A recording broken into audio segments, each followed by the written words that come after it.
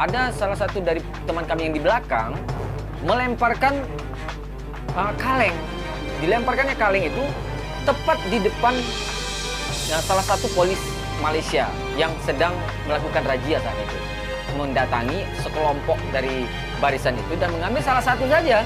Diambilnya salah satu, langsung ditampar sama dia. Begitu.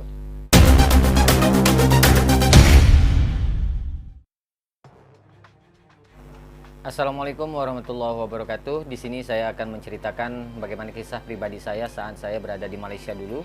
Dan kebetulan pada waktu itu ada kejadian yang sangat besar di Malaysia, yaitu kejadian tentang kerusuhan tenaga kerja Indonesia di salah satu pabrik terbesar, ya, kilang terbesar, yaitu pabrik tekstil yang namanya itu Hualon Corporation SDN Berhad. Jadi pada masa waktu itu saya terlibat di dalam itu, artinya terlibat bukan berarti ikut dalam kerusuhan, ya ada keterlibatan tersendiri di situ waktu itu. Keterlibatannya dalam hal yang lain, bukan dalam hal untuk membuat kerusuhan waktu itu. Hanya saja sewaktu itu saya sebagai korban.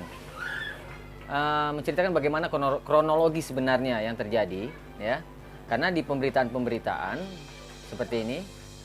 Ya, di pemberitaan seperti ini adalah pemberitaan sewaktu media-media Indonesia memberikan informasi bahwa kejadian di Malaysia saat itu adalah karena disebabkan oleh pekerja Indonesia sendiri. Jadi intinya begini, intinya bahwa pekerja Indonesia telah membuat onar, ya kan?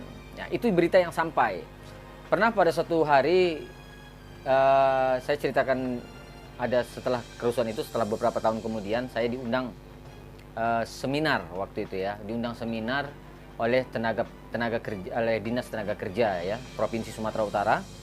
Di situ mantan Purna TKI diundang, ya, untuk mengikuti seminar itu.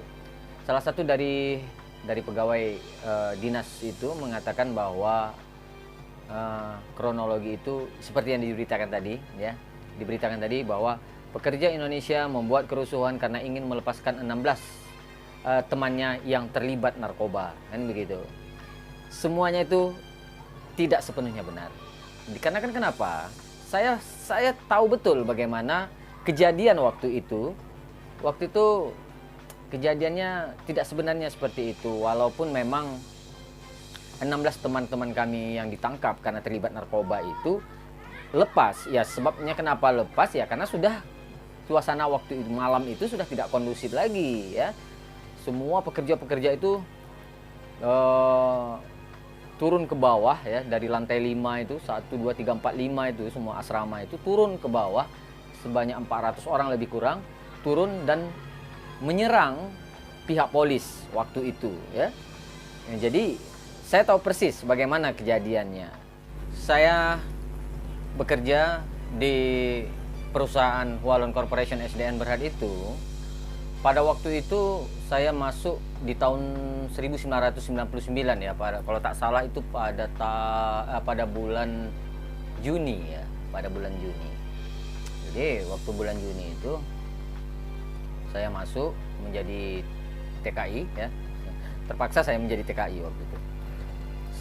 Begitu saya tamat sekolah itu saya bekerja sebenarnya di salah satu perkebunan swasta di perusahaan PT Merbojaya Indah Raya di Rantau Prapat, ya. Tapi karena ada krisis moneter waktu itu saya keluar dari perusahaan dan, ya, akhirnya pulang kampung, masih juga terluntang-lantung di kampung. Akhirnya ada mendengar kabar informasi bahwa ada penerimaan pekerja untuk di Malaysia. Nah, itulah sebabnya makanya saya mengambil langkah untuk bekerja menjadi TKI waktu itu. Bagaimana kronologi kejadiannya sehingga 1.500 pekerja Indonesia, ya, khususnya laki-laki di asrama laki-laki waktu itu membuat kerusuhan yang begitu besar, ya. Pada malam itu, sewaktu itu saya masih bekerja di kilang. Saya masuk pukul 11 siang waktu itu, 11 pagi, ya, 11 pagi, dan pulang pada pukul 11 malam. Saya berdua dengan teman saya yang yang asalnya dari kota Binjai ya. Dia adalah sahabat saya ya, kemana saya pergi, dan sampai sekarang masih juga sebagai sahabat saya. Jadi ini saya pulang dengan beliau. Begitu pulang, kami lihat, begitu kami naik bus ya, bus kilang itu, bus pabrik, dan kami diantarkan ke asrama. Kami lihat di dalam asrama, halaman asrama itu penuh mobil-mobil polisi ya, mobil polisi Malaysia. Jadi mobil polisi Malaysia ini saya tidak tahu waktu itu kenapa begitu banyaknya mobil polisi Malaysia. Setelah saya tanya salah satu warden ya, warden waktu itu adalah pengurus asrama, pegawai-pegawai pengurus asrama, dikatakannya ada pemeriksaan atau razia tentang dadah ya, dadah kalau Indonesia disebut dengan narkoba ya. Sebabnya waktu itu pihak polis mendapatkan ganja sekitar, kalau tidak salah sekitar 2 kiloan ya, sekitar 2 kiloan, dan orangnya sudah tertangkap ya. Saya tidak sebutkan siapa nama-nama orangnya itu, tapi ada 2 orang yang tertangkap, dan saya tidak tahu bagaimana nasibnya teman kami yang tertangkap itu. Dan dikarenakan sebab itulah makanya malamnya itu pihak polis Malaysia mengadakan razia tes urin, rupanya mengadakan tes urin. Ya, kita tidak ada masalah dengan tes urin itu ya. Tapi waktu itu memang keadaan dari bus ya, kami disuruh turun dan disuruh antri, lalu disuruh duduk menunggu antrian untuk diperiksa urinnya satu-satu ya. Waktu itu memang tahu sendirilah ya, kerja 12 jam kerja, mulai dari jam 11 sampai jam 11 malam, 11 siang, 11 pagi sampai jam 11 malam. Jadi sudah tentu semua pekerja Indonesia itu dalam keadaan letih ya, dalam keadaan penat, dalam keadaan capek ya kan, belum makan lagi ya, belum makan malam. Biasanya kami itu kalau pulang dari asrama itu pasti makan malam dulu, makan malam, lalu baru kami istirahat ya. Jadi waktu itu memang masih dalam keadaan ya, masih ramai lah di halaman asrama ya. Di halaman asrama itu cukup ramai.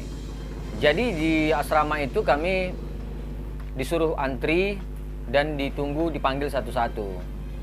Ya pada awalnya sih biasa-biasa saja, tidak ada gejolak ya, tidak ada gejolak waktu itu, belum ada gejolak sama sekali. Karena waktu itu pun semuanya berbaris ya, semuanya ada yang berkumpul lah semuanya. Jadi satu ketika waktu itu ada salah satu mungkin karena pengaruh dari capek juga, belum makan ya kan. Nah, jadi ada salah satu dari pekerja teman kami itu, yang dari section mana kita tidak tahu, tapi yang kami tahu dia itu adalah seorang yang boleh dikatakan kami anggap dia sebagai ustadz lah ya, sebagai ustadz yang ada di asrama itu, sering menjadi imam ya, sering membawakan wirid kan begitu. Kami pun walaupun di Malaysia tetap mengadakan wirid, tetap mengadakan yang namanya perayaan 17 Agustus ya kan. Tapi di sekitar asrama saja perayaan itu. Jadi kami lihat ya, sewaktu tes urin itu, waktu itu kalau tidak salah sudah pukul 3 malam ya, sudah sampai 3 malam, dari jam 11 kami menunggu itu antrian, dan saya belum diperiksa pun memang. Kami lihat banyak pekerja teman-teman kami itu yang disuruh paksa untuk mengeluarkan urin ya, dipaksa untuk mengeluarkan kencingnya untuk dibuat tes, untuk dites urin kan gitu. Tapi rupanya kalau tidak bisa, kami dipukul ya, ada yang ditampar ya, ada yang pokoknya dibentak-bentak ya. Jadi termasuklah salah satu dari yang kami anggap tadi sebagai ustadz itu tadi juga ditampar. Jadi disitulah mungkin waktu itu timbul rasa emosi ya, karena begini, di Malaysia itu atau dimanapun kita, kalau berjumpa dengan kawan sekampung lah ya, kalau ini di Malaysia itu berjumpa dengan kawan sesatu negara, Indonesia gitu ya, udah menganggap itu adalah saudara gitu. ya udah menganggap itu adalah saudara kita gitu. Jadi kalau pihak kepolisian waktu itu, pihak polis melakukan tindakan yang kasar seperti itu, tentu memicu emosi dari semua pekerja. Jadi ada yang berani sewaktu itu sudah mengeluarkan kata-kata yang agak sedikit memperingatkan pihak polis, ya, Pak Cik, tolonglah jangan macam tuh, nah, gitu. Kami ini bukan anjing lah, nah, gitu ya. Kami ini bukan binatang lah, nah, gitu. Jadi ada salah satu dari teman kami yang di belakang melemparkan kaleng. Dilemparkannya kaleng itu tepat di depan salah satu polis Malaysia yang sedang melakukan razia saat itu. Akan tetapi pihak polis tentu dia berang ya, tentu dia marah. Lalu karena dia tidak mengerti siapa yang melempar itu, akhirnya dia mendatangi sekelompok dari barisan itu dan mengambil salah satu saja. Diambilnya salah satu, langsung ditampar sama dia, begitu.